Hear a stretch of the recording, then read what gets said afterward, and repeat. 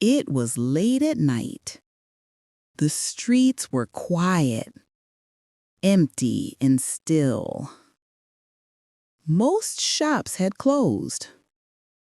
Most people had gone home. Only streetlights stood awake, casting long shadows across the sidewalk. Mrs. Luella Bates Washington Jones, a strong woman with a confident walk, was returning home after a long day of work. She carried a large purse, a purse heavy enough to hold everything she needed. Suddenly, from the darkness, a young boy rushed forward. His name was Roger. He was thin, hungry-looking, desperate. He grabbed the purse and tried to run, but the strap snapped, and Roger fell flat on the hard sidewalk. Before he could get up, Mrs. Jones turned around quickly. She did not scream. She did not panic. She simply looked down at him with calm, steady, powerful eyes. "Boy," she said firmly, "you ought to be ashamed of yourself." Roger tried to escape, but Mrs. Jones was quicker. She bent down, grabbed him by the collar, and lifted him to his feet with surprising strength. Roger expected yelling, anger, even a call to the police. But instead, Mrs. Jones said something unexpected. "You're coming home with me." She didn't drag him. She just held his shirt firmly and guided him down the street. Roger could hardly breathe. His legs felt weak. What was happening? Why wasn't she angry? Why wasn't she calling anyone? They walked silently through the night. Cars passed occasionally. Dogs barked in the distance. But inside Roger's mind, there was only one sound: fear. He wondered, couldn't he just run? But he knew he could not. Mrs. Jones had a grip stronger than steel. Mrs. Jones opened the door to a small, modest apartment. Roger stood inside the room, unsure whether to sit, stand, talk, or run. She released her hold at last and walked to the sink. "You sit down," she said, "and wash your face."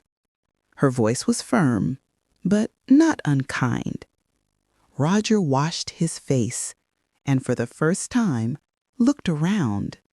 The room was simple, but it felt warm, a place where someone cared about how you lived.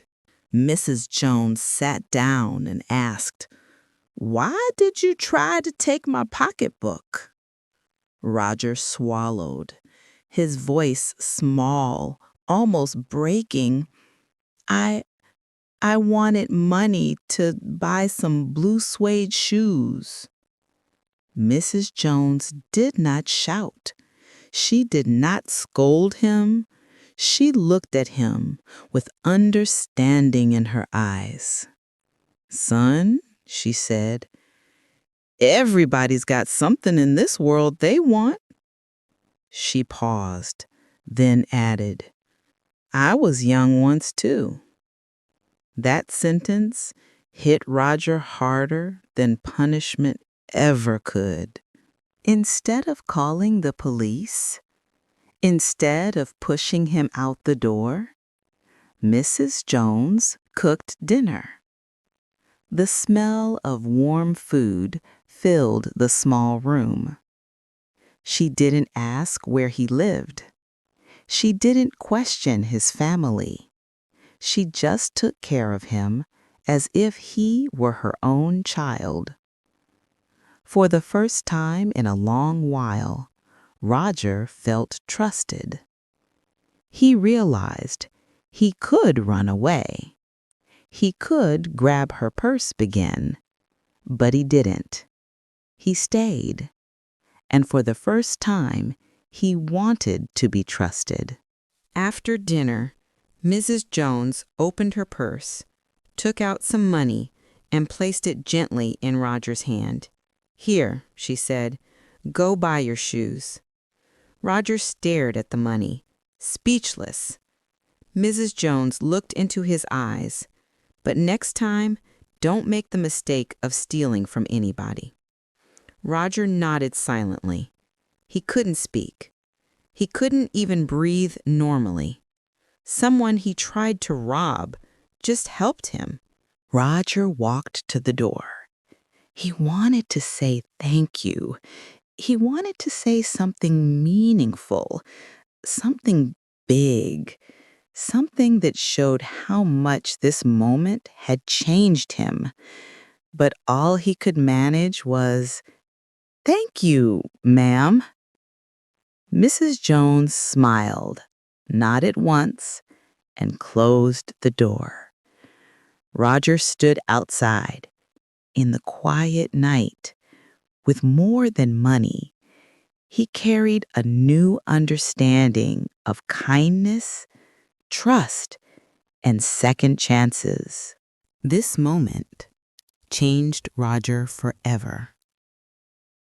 Because sometimes one person's kindness is stronger than punishment. And sometimes the right guidance at the right moment can save a young life. Thank you for listening to this story on Fluentors.